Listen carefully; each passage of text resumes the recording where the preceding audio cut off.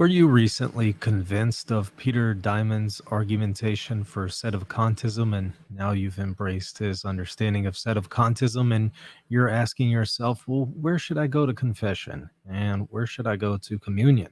Well, fortunately, Peter Dimond has given us a simplified guide that gives us the answer. So stick around to find out the answer. You're watching Reason and Theology Live, a show dedicated to charitable discussions, debates, interviews, commentary, and analysis. The show concentrates on theological topics, historical matters, and philosophical problems with content ranging from introductory material to in-depth examinations. And now, your host, Michael Lofton. Hey, welcome back to Reason in Theology, everyone. Your host, Michael. I did a review of the debate yesterday between Jeff Kastman, who maintains the the SSPX thesis, and also Peter Dimond, who maintains the sedevacantist thesis, or at least one of them. And so if you're curious about a debate review, I already did that yesterday, so go and check that out on the channel. However, what I wanted to do is address what exactly should one do if they've become convinced of sedevacantism? How does this really practically work? Where do you go to church? How should you, or can you receive the sacraments? Where can you go for the Eucharist? Where can you go for confession? Because I think this is a really important question to consider. There was something that was brought up in the debate yesterday where Kastman asked Peter Dimond, do you have any superior that you are in submission to? And he says no. And he says that there are no bishops today with ordinary jurisdiction. And I thought, wow, so there literally is no authority between Peter Dimond and our Lord Jesus Christ. No visible authority, no visible church, no actual institution that Christ established, no bishops. How does that practically work? How does one go to confession? Where do you go to receive the sacraments like the Eucharist?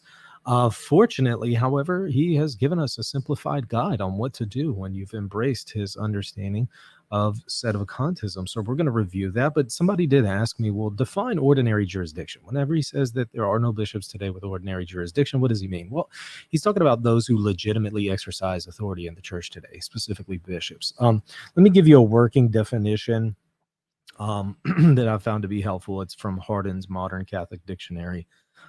This will give us a good working definition. Ordinary jurisdiction, the right to exercise authority when this right is attached to an ecclesiastical office, such as in the case of a bishop. This is the jurisdiction enjoyed by the Pope over the entire church, by a bishop over his diocese, and in the internal form by the pastor over the members of his parish. Jurisdiction can either be personal or vicarious, but again, you see what it's saying. It's just talking about this legitimate exercise of authority, specifically in relation to the bishop, because that was the context we were referring to, or we were talking about bishops and superiors. And he mentioned that there are no bishops that exercise ordinary jurisdiction. So there's no bishops today alive that actually legitimately exercise territory in the diocese. Now, he's not saying there are no bishops with apostolic succession, but there are none who exercise legitimate authority in the church today, which is going to create problems for, well, where are you going to go to for the sacrament of confession? Because that's generally tied to jurisdiction and issues like that. So again, fortunately, he gives us an answer. So I want to review this from his website because I think that, I always find it, helpful to ask these practical questions like, all right, what are you selling me here? You're selling me on this idea that there's no bishops today who exercise ordinary jurisdiction. So really, if I become convinced of your view, I'm not going to be under any bishop today. And I'm going to have to ask the question, okay, well, where do I go to church? Where do I receive the sacraments? I just kind of want to know practically, how does this work once you've sold me on what you're selling? Okay, so he tells us, let's go to, let me share my screen and let's go to his website here, VaticanCatholic.com, so that you can know this is a real article. This isn't a spoof. This isn't, me making something up or something. This is actually on his website. So again, I'm not making this up. This is a real article by Peter Dimond, or at least those who associated with Holy Family Monastery, which he's part of. So this is what they're trying to sell us on. Again, VaticanCatholic.com /where to receive sacraments. Okay. So we scroll down here. The question of where to receive sacraments in our time. Quick introduction and update on the current situation. And this was from 2014. It's still up. So it's still our simplified guideline from Peter Dimond. So if you were convinced yesterday, you want to know what to do, here we go. Simplified guidelines on receiving sacraments in the current situation. All right. Don't ever attend the new mass for any reason, of course. It's invalid and non-Catholic. It must always be avoided under pain of grave sin. Okay, well, there goes the vast majority of Catholic liturgies in the world. All right, those are out of the question. One must not financially support in any way any priest or any group that holds false positions. Oh boy. Okay. Because I've never met a perfect priest who is always inerrant in all of his theology. In fact, every priest that I've met pretty much, maintains something that I would disagree with. So I don't know how this is going to work out practically, but we are not aware of any priest groups or religious communities in the world besides our monastery holding the correct positions in a public, clear, and unpromising way. Let me mute my phone here. Sorry. Don't go to any church in this country. But wait. Besides our monastery, we're not aware of any priest groups or religious communities holding the correct positions in public. Did you catch that? Pretty much other than their monastery, which, we could get into the question of whether or not this is a legitimate monastery, whether or not they're actually legitimate monks in that issue. But they're using the term monastery, so I'm just repeating what they're saying here. I'm not recognizing this as a legitimate monastery. But he's saying that aside from their monastery, they're not aware of anybody who is really a legitimate priest holding to the correct faith, at least publicly. Okay, so this is really narrowing our options here, but let's continue. Don't go to any church in this country, traditional or otherwise, for Sunday or Saturday masses, since basically all the priests are heretics, and the heretics give sermons or talks on those days. People should stay home on Sunday and pray 15 decades of the rosary. This generally applies to other countries as well. Okay, so in the vast majority of cases, look, you're sold on Peter Dimond's view here. Forget going to church. You're just going to need to just stay at home, pray the rosary. Okay. Consistent with the above, don't go to any Sunday or Saturday masses of the Society of St. Pius X. So they're out the door. Castman's option, no go. Don't go to any masses of the FSSP or similar groups. So they're out the door too. All those traditional Latin masses by the FSSP, Institute of Christ the King, Solomon Priests, out the door. Those groups also cannot be considered to have valid priests, so they're not even valid, as they utilize bishops, quote unquote, they're not actually bishops, consecrated in the doubtful new rite of consecration. Don't go to any indult masses or Latin masses offered in the diocese. This is, by the way, a simplified guideline. Okay, simplified guideline. Okay, just reiterating that there. Don't go to any Sunday or Saturday liturgies of priests in the Eastern Rite either. So Eastern Catholics, we're out the door. There goes my priest. Don't go to any Sunday or Saturday masses of priests of the CMRI or similar priests or groups who hold the heresy on the salvation dogma. Isn't CMRI also sedevacantists? I could be mistaken, but I thought that they were also sedevacantists. So obviously not all sedevacantists agree with one another. There's plenty of different kinds. So we can't go to the CMRI guys, as those heretics frequently give sermons on those days. So it's a big deal that they're giving a sermon. Sedevacantist priests who condemn the true position on water baptism, for example, the denial of baptism of desire, as either heretical or mortally sinful. And that would include most sedevacantist priests in our day are imposing heretics. So these are imposing heretics. You can't go to their liturgies. They aren't an option for any sacrament whatsoever. So it's not like they're not an option just for the Eucharist. They're not an option for anything. Baptism, confirmation, the Eucharist, ordination, nothing. They should be completely avoided. All right. The list is getting really narrow really quickly. But Carlos says CMRI is SETI. In other words, SETI privationist. I mean, maybe you can clarify. I haven't looked a whole lot into the CMRI, guys. If a priest is a heretic but is not imposing, and that might apply to a small number of independent or sedevacantist priests. So we're talking already about a really limited amount of people at this point, amount of priests. It's possible, so it's not even certain, but it's possible that he might still be an option for communion if he's somewhat close to our positions on the counterchurch. Okay, so I'm now finding that there could be this very, very small number of sedevacantist priests out there that could potentially be an option where I could receive Holy Communion if they're close to the positions of Peter Dimond. Oh, okay. All right. So it might be possible to receive the sacrament somewhere in the world today. Maybe, but it's a huge big if here. However, one could not receive communion from him during his Sunday or Saturday mass. So, I mean, we're really even more limited now because I can't receive it from him on Sunday or Saturday. But let me find out why. Okay, well, he might give a sermon or a talk during that mass. So if he's giving a sermon or a talk during that mass, that could make it not legitimate for me to receive the Eucharist from him. He doesn't explain why just yet, but I think he's going to here in a minute. So let's read further. If he meets the criteria for receiving communion, and that would be rare, is what he's saying. That would be rare. Okay. One should only receive communion from him on a different day of the week. So it can't be on Saturday or Sunday. It needs to be elsewhere, on a different day of the week. If he only gives communion on Sunday, then one should simply go without communion. Okay, so I'm back to square one, praying the rosary at home. All right. As stated above, an imposing heretic is a priest who either requires someone to adhere to his false position or holds that the true position on a topic is mortally sinful or heretical. Okay.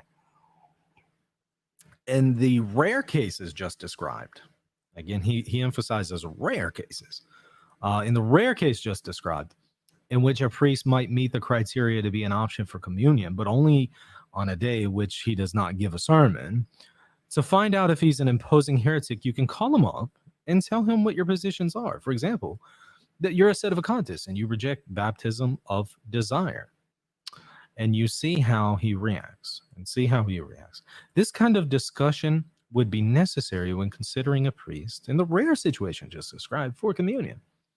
However, when going to confession only to a validly ordained Novus Ordo priest or to an Eastern Rite priest, such a discussion about the issues to find out if the priest is imposing would not be necessary prior to making the confession, unless the issues were to come up as explained below. So there's a little bit more openness to going to confession from some of these priests and the Eastern Rite priests. I don't know how, because he's already said that, most of these aren't actually validly ordained, but he does note here that a validly ordained Novus Ordo priest or Eastern Rite priest, which one of them are validly ordained these days, according to his standards, is going to be, I would imagine, pretty limited. So in other words, 99.999999999% of Novus Ordo priests and Eastern Rite priests you probably can't go to.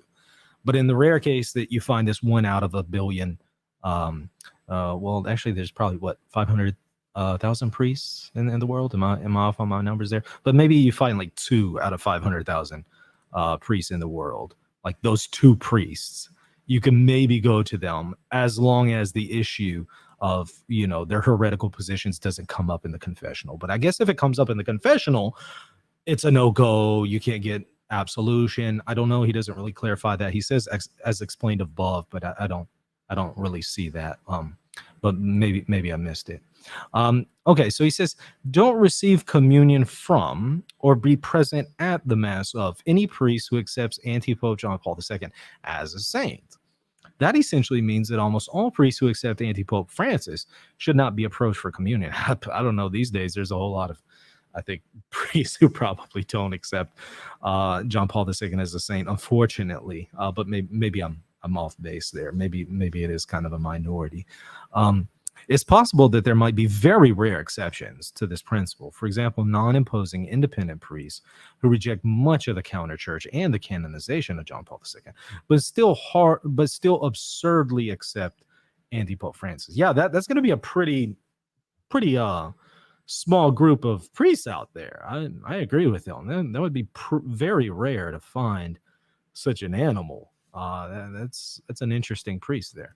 However, even in those cases, one should not receive communion from them again at the Saturday or Sunday masses. All right, so we're no go there. on Saturday or Sunday masses. We need to go to them in like a daily mass or something like that. Um, I guess as long as there's no homily preached at the daily mass. But if there's a homily preached at the daily mass, that's a no-go. So I don't know what mass we're referring to at this point. Um, but I don't know. Likewise, with an independent or Eastern Rite priest who doesn't accept John Paul II as a saint, in order to be approached for communion, he would also have to reject false ecumenism and hold that Eastern schismatics should be converted to the faith. He would not have to hold the correct position on water baptism and salvation dogma, as many priests before Vatican II were in heresy on that point. But wait, I'm confused. He wouldn't have to accept that one, but up here, these other priests did. Am I getting confused here? Maybe I'm misunderstanding him.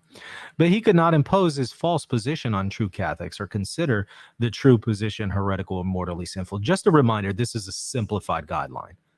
Simplified guideline. Okay, just keep in mind, this is a simplified guideline. It gets more complex than this, evidently. He goes on to say there are still more options for confession, and it's crucial that people who have mortal sins that need to be confessed find a priest for whom they can receive absolution. So it's crucial that they go to confession, but it's going to be really hard to find a place for you to go to confession. You know, you're gonna be in a pretty tough situation here, but okay. Options for confession include an old Novus Ordo priest ordained before 1968. Boy, how many of those are alive in the world today? Old Novus Ordo priests ordained before 1968. I guess it's, you know, possible to find these people maybe in 2014, 2022. I don't know how many of these people are alive, but I imagine there's some alive. As long as they say, I absolve you from your sins in the name of the Father, Son, and the Holy Spirit, a priest ordained in the Eastern Rite, a non-opposing independent traditional priest. I'm not sure why the priests ordained in the Eastern Rite is kind of a clause permitted here, since they're, of course, going to have to sign off on the Vatican II and things like that. And all right, the new rite of ordination is invalid, he says. It was instituted by the Vatican II sect on June 18, 1968. I thought earlier he said that the new rite of ordination was doubtful, but now he's saying it's invalid. Okay. It was instituted by the Vatican II sect on June 18th, 1968. It's interesting that this is the term we're using here, sect. I kind of find that ironic. Almost all diocesan, that is non-independent, non-Eastern Rite priests, aren't there some diocesan Eastern Rite priests? I mean, right? I mean, an eparchy is a diocese, but I don't know. Maybe I'm misunderstanding the terminology. Non-independent, he's saying non-Eastern Rite. Okay, so they're not going to be Eastern Rite. Okay, so all diocesan, they're non-independent, they're non-Eastern Rite. So I guess this is going to be Novus Ordo priests, ordained since that time were ordained in it. Since priests ordained in the new rite of ordination are invalid, any mortal sins confessed to such priests must be confessed again to a valid priest once a priest is prepared for confession. So look, if you've made those confessions to one of these priests, which is, again, the vast majority of priests out there in the world, no go, do not pass go, do not collect $200, you're still in your sins. To investigate potential options for confession, people can also look in their telephone books. Oh, wow. 2014, people were using telephone books for Catholic Church or Eastern Catholic Church or Byzantine Catholic Church, not Orthodox. Listings in cities or towns in their area. Looking up those churches and calling them might aid in a search for a validly ordained priest, either ordained in the Eastern Rite or before 1968. So I guess the Eastern Rites were kind of good to go in the Eastern Rite, even though we're part of the modernist Vatican II sect. For some reason, we get a pass here. To whom one might go to confession. Note, when going to confession, only to an old Novus Ordo priest that is ordained in the traditional rite. or to an Eastern Rite priest, one doesn't need to get into details of one's position or discuss the various theological issues to find out if he's an imposing priest. So, prior to making the confession, unless the issues were to come up. So, if they then come up, you might then find out he's an imposing priest and he's no go.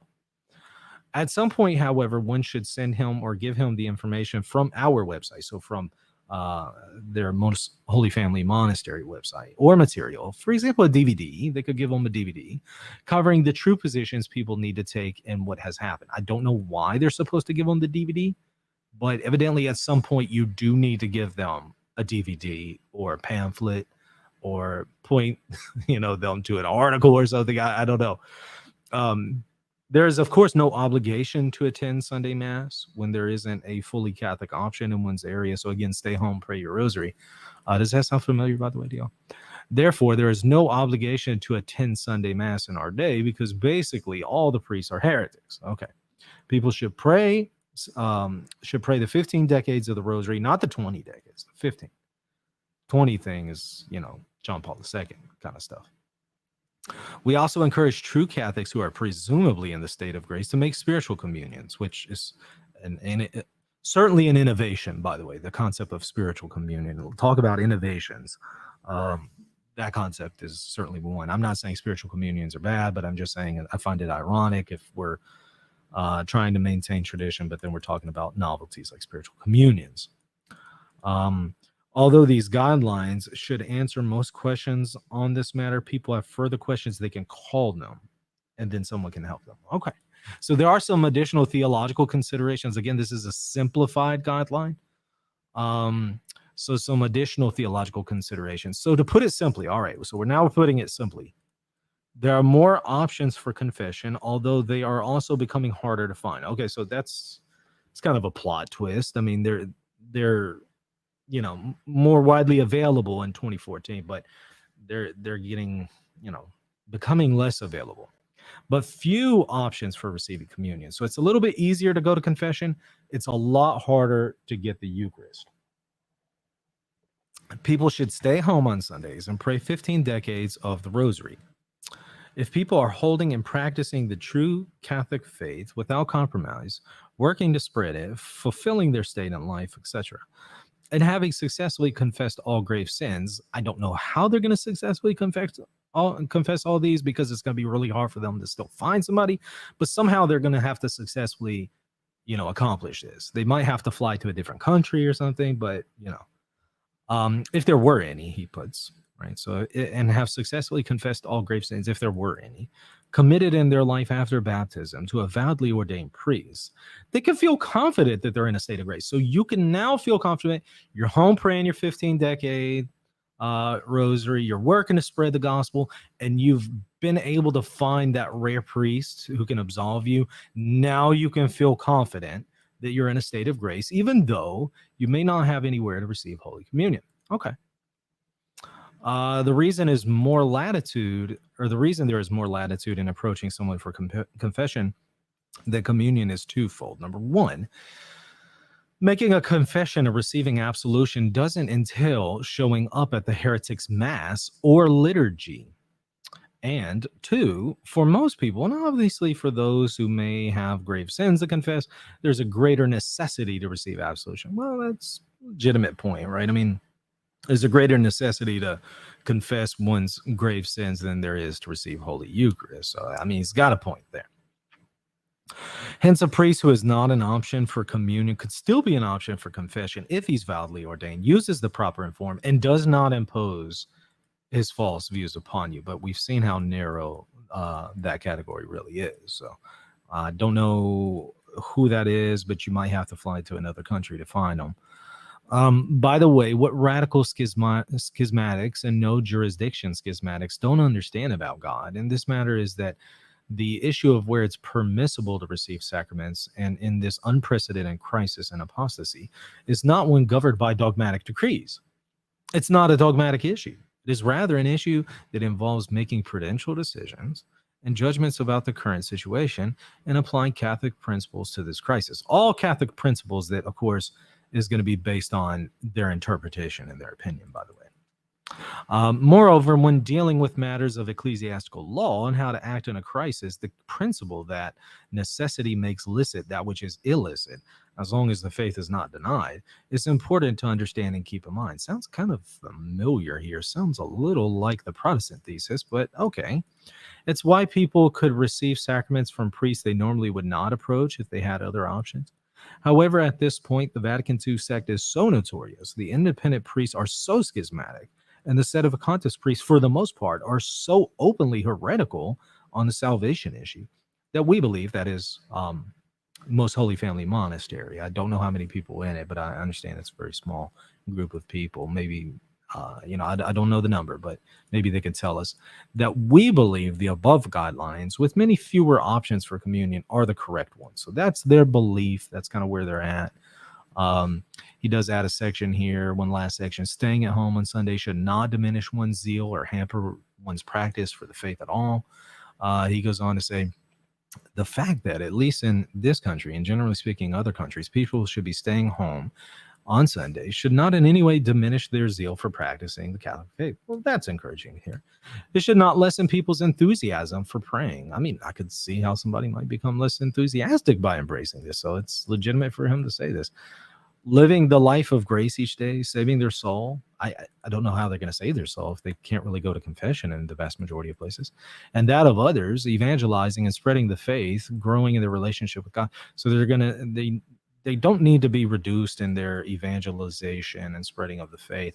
That's going to be a really tough one because it's going to be a really hard sell to sell people on this, but so I think it is legitimate to say, hey, don't be discouraged because this is a really hard sell. On the contrary, a recognition of where we are in history should spur people to a more aggressive pursuit of spiritual perfection, as well as the desire to practice and spread the faith so that many souls as possible can be saved in the short time left. This sounds very familiar. Pretty much every heretic and schismatic throughout church history kind of uses this kind of argumentation. Also, cult leaders tend to use this argumentation. I'm not saying he's a cult leader or they're cult leaders. I'm just saying it's certainly familiar to the argumentation that I hear them using. Moreover, while God allows the darkness of the world to be greater, he counteracts that by making even more powerful graces available for those who practice and live the faith without compromise and take advantage of the extra power given to the Rosary, the Hail Mary, and etc. in our day. People who think that the Catholic faith ceases to be practiced when there is nowhere to attend Mass or receive sacraments on Sunday either aren't Catholic or have an inadequate understanding of the faith. The Catholic faith is lived day in and day out. In fact, the reason so many people have followed heretical groups to their perdition is that their entire faith and relationship with God is defined by where they go on Sunday. Yeah, I mean, I've seen a whole lot of Protestants make that argument too. Maybe there's something to the Protestant argument here. They are purely Sunday Catholics, which means they are not genuine Catholics at all. And of course, you can email them for more information. Okay. All right. Well, again, that was the simplified guideline on receiving sacraments in the current situation as of at least 2014. I don't know if they've modified this, updated it in any kind of way. Perhaps they have. But I did find that interesting because, again, I'm the kind that wants to ask the question, okay, well, look, Dimond, you've sold me on your thesis. What do I do now? I just kind of want to know, like, what's the next step here? Where do I go to for church, for the, sacrament of confession, for the Eucharist? How does this work out practically? So I found it helpful that he gave me this simplified guideline. And it's something certainly worth consideration if you were convinced yesterday of Peter Dimond's material. I know there was a lot of people online saying, oh, he had an airtight argument. I'm convinced of sedevacantism. Peter Dimond has the truth and all that. If you find yourself among those, boom, there you go. This is what you need to do in order to save your soul. So let me know how that works out for you, by the way. Maybe email me at reasonandtheology@gmail.com to kind of let me know how that's working for you. Let me look through the chat here because I haven't looked at it yet. I think there were some super chats, but I didn't have a chance to read them. Let me see if I can grab those real quick. Scrolling up here, trying to find them.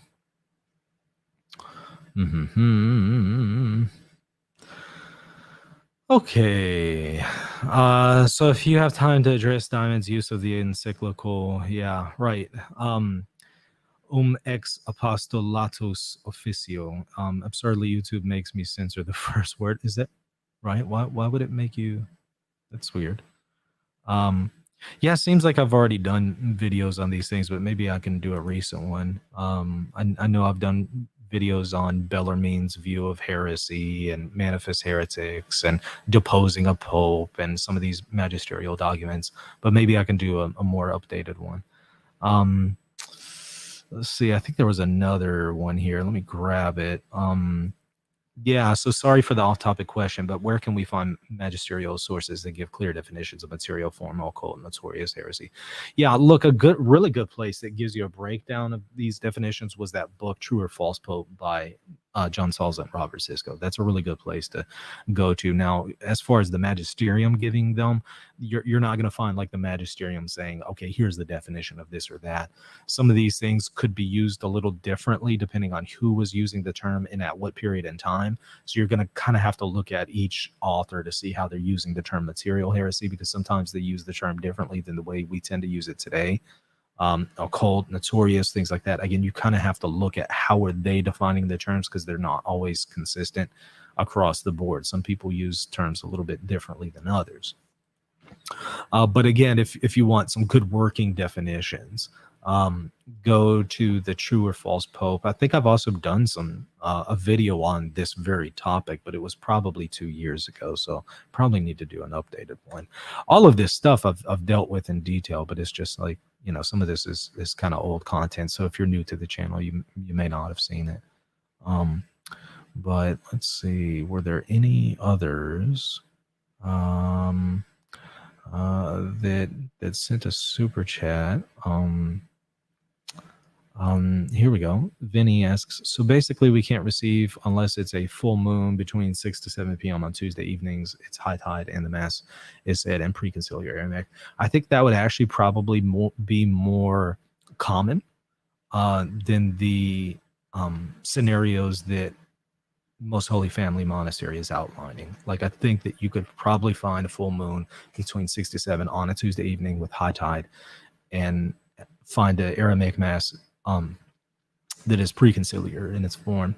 I think you could probably find that easier than what they're, you know, what they're pointing us to. But I could be wrong. Maybe it is a little bit more frequent than we realize. But according to them, it's really, really, really, really, really, really, really, really, really rare. Harrison asks, is Peter Dimond the magisterium? No, and he would not claim to be the magisterium. Okay, let's see. Vinny says, wasn't expecting you to pull that up.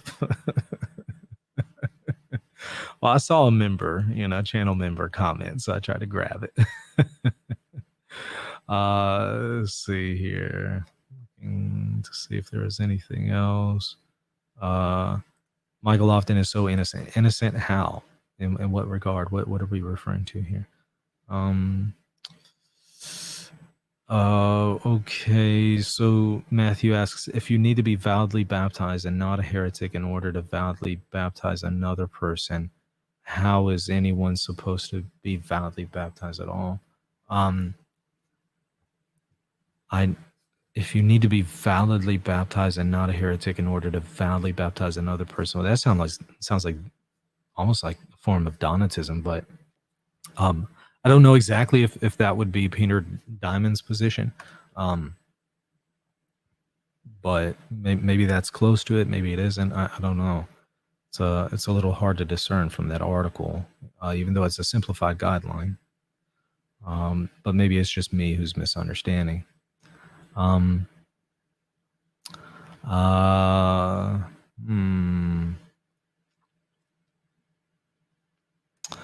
Peter Dimond believes Jesus is coming back soon. If these set of contests are not vindicated in 50 years, they may have to have more to explain. Well, they certainly need to explain Vatican I and the concept of perpetual successors. But how soon does he have any specific material on that he can point us to on how quickly Jesus is going to return? I mean, I've encountered a whole lot of Protestants who would, maintain the same thing. There's a lot of different views out there. So maybe if you can point me to something specific. Let's see here, like before he dies soon. Okay. Yeah. Maybe can you point me to something where he said that? Does he actually say that, or is that just kind of like speculation about his position? I want to be fair to him and not speculate about his position. So does he actually say that somewhere, or is that just kind of somebody's reading into him? How would children come into the church? I don't know. It's a good question. Maybe you can contact Most Holy Family Monastery and ask them. Maybe they have an article already addressing this. Seems like they've got some guidelines ready to go for you. Let's see here. All right. Well, okay, so Dimond says that Francis is the last claimant to the papacy. Interesting. Do you have a specific place where he has said that? Can you email that to me? reasonandtheology@gmail.com. I'd like to look at it and perhaps review it. That's an interesting claim to make. And I kind of wonder if there ends up being another claimant to the papacy after Pope Francis. What does that do to his position? Does it damage his position, or is this just kind of something that he's speculating about, but it's not really integral to his position or something like that, or essential to his position? So the Logical Catholic says, I think Dimond admits even non-Catholics can baptize. Well, I would sure hope that he would admit that, given how traditional that view is. Obviously, going back to St. Augustine, it's pretty old view. I mean, even prior to that, right? Pope Stephen and his debate with Cyprian. So I would imagine he does hold to that position, given how ancient that position is and how widespread it is in the early church. I would imagine he's familiar with that and maintains that. So yeah, in fairness to him, I'm glad you brought that up. Okay, let's see. Something about Stephen Crowder. How did we get into Stephen Crowder in this discussion? I'm a little lost here. Chats and everything. I appreciate y'all watching. Hit that like button, hit the subscribe button if you found somebody who is convinced of sedevacantism, and especially the particular version that is being produced by Most Holy Family Monastery and Peter Dimond.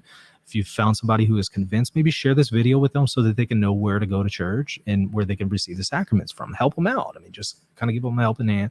Here you go. Here's the best way to find the Eucharist somewhere and the confession somewhere.